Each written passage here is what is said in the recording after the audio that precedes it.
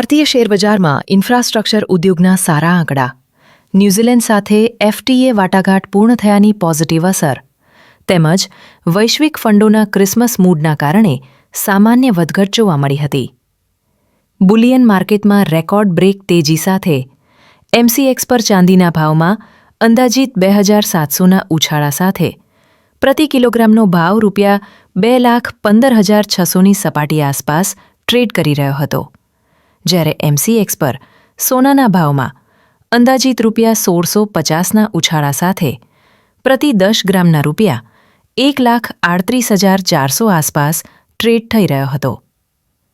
Trading સંદર્ભે જોઈએ તો નિફ્ટી ફ્યુચર 26,200 પોઈન્ટની અતિ મહત્વપૂર્ણ ટેકનિકલ લેવલ ઉપર ટ્રેડ કરે તો નવી તેજી જોવા મળે. ખાસ કરીને સ્ટીલ, યુટિલિટીઝ, ફાઇનાન્શિયલ સર્વિસીસ અને રિયલ્ટી સેક્ટર્સમાં સ્ટોક સ્પેસિફિક ખરીદી જોવા મળી શકે છે.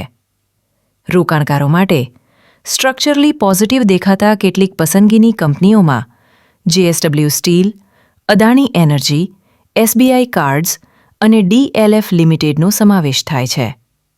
ભારતીય શેરબજારના ડેઇલી અને વિશ્વસનીય અપડેટ્સ મેળવવા માટે અમારી વેબસાઇટ www.nikhilbhatt.in ને સબસ્ક્રાઇબ કરો. The securities quoted are for illustration only and are not recommendatory.